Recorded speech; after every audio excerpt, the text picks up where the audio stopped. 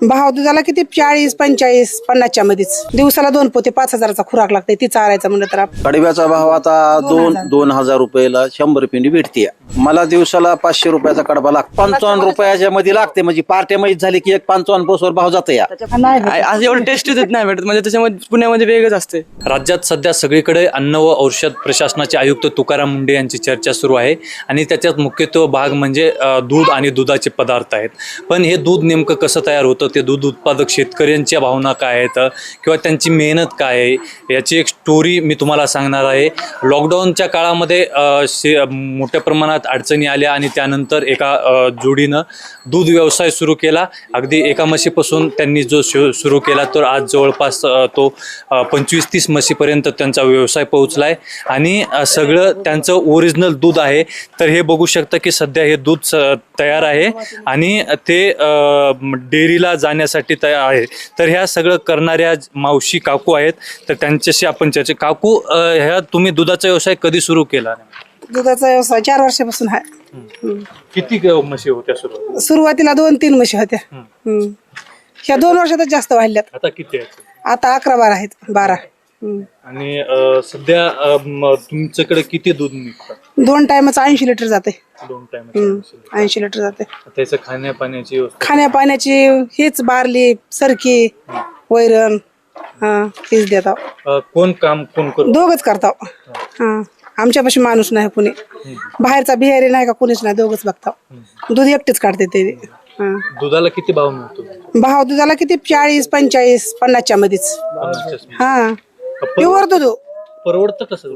परवडत नाही, पण आता हे व्यवसाय आहे ना, सोडता येतंय का?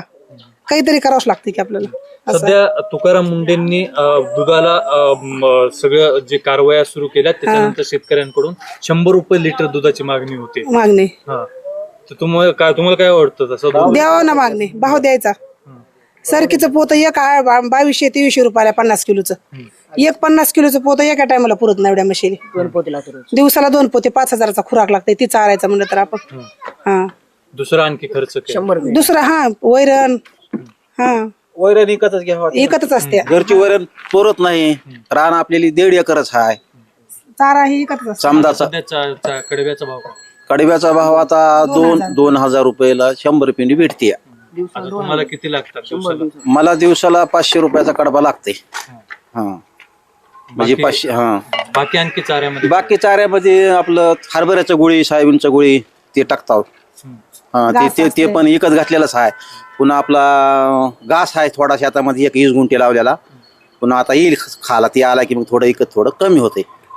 सध्या किती म्हशी तुमच्या दूध देणार आहे? दूध देणारे आता माझ्याजवळ 12 म्हणजे 11 म्हैस आहे दूध देणारे आणि 2 गाभणी आहेत. अशा 13 म्हशी आहेत माझ्याकडे सध्या. आता याचं वैरण काढी करायला किंवा शेण काढायला, दूध काढायला पुन्हा आम्ही दोघंच काढतो. मी दूध एकलाच काढतो आणि बाकीचं शेण वैरण ही मदत मला करू लागते. असं 12 म्हशींचं एकटाच एका टायमाचं? एवढं शक्य आहे का? रोज काढतोय. रोज बरं, तुमची एवढी सगळी मेहनत आहे, या मेहनतीला तुम्हाला योग्य बदला भाव भेटत नाही. योग्य भाव भेटत नाही एवढ्या मेहनतीला. असं भाव भेटत नाही. एकदम प्युअर दूध आहे अजून आपलं. पाणी नाही, ह्याच्यात मिक्स नाही, पावडर नाही, काहीच दूध घालावं लागतं. ह्याच्यामध्ये पाण्याचा थेंब सुद्धा नाही जमत आपल्याला. फॅट कमी लागते. काय होतंय? फॅट कमी लागते. काय तुझ्या दुधाला किती फॅट आहे सध्या ह्या दुधाला 50 ते 55 रुपयाच्या मध्ये लागते. म्हणजे पार्ट्या म्हैस झाली की एक 55 पोसवर भाव जातो या. आणि ताण्या म्हशीला 45-40च भाव लागत आहे. असं आहे. 50 तू पण आता ह्याच्यात काम करतो? नाही, सध्या मी माझे मामा आहेत, मी पुण्यावरून आलोय सध्या. कुठून? एरोडा.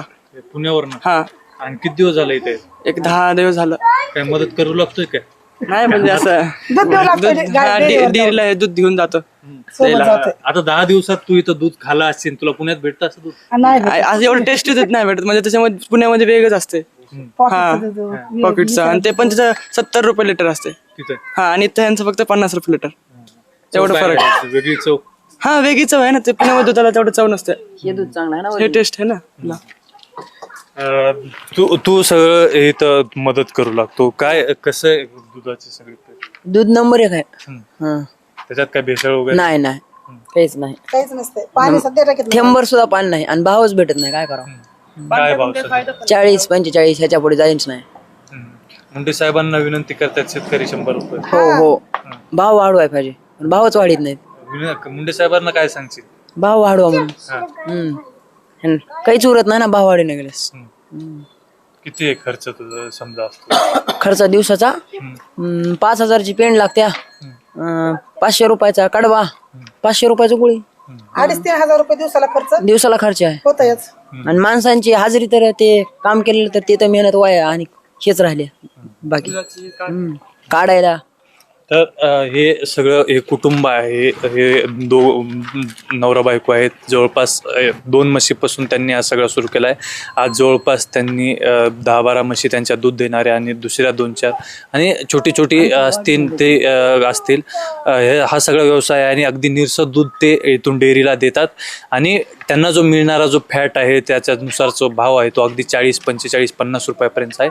आणि त्याचं जे दूध डेअरीवाले आहेत ते 70-80 पर्यंत विकतात. पण त्यांना जो मिळणारा मोबदला अगदी कमी आहे. त्यांना तो मोबदला 100 रुपयापर्यंत मिळवण्याची त्यांची मागणी आहे. त्यांनी तसं सांगते. आता तुमचा तरी जरी मोबदला कमी वगैरे असत तरी तुमची भविष्यातली प्लॅनिंग काय आहे? आणखी तुम्हाला काय हेच व्यवसाय वाढवायचा आहे आम्हाला. पैशाचे प्लॅन काय आता हा, शेडचं काम चालू आहे. आता अजून 10-12 म्हशी घ्यायचा असा आमचा विचार आहे. 20-25 म्हैस का करायची असं वाढवायचा विचार. म्हशीचा भाव काय?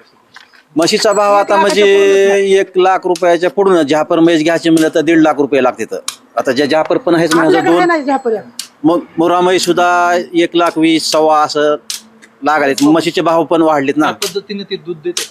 हो देते. मग दूध देतात ना, दूध देतात त्या 6-7 पद्धतीने. लिटर दूध एक म्हैस देते एका टाइम. एकंदरीत सगळा खर्च वगैरे पकडता तुमचं त्यांच्यातून जे उरतं तर ते कसं असतं समजा?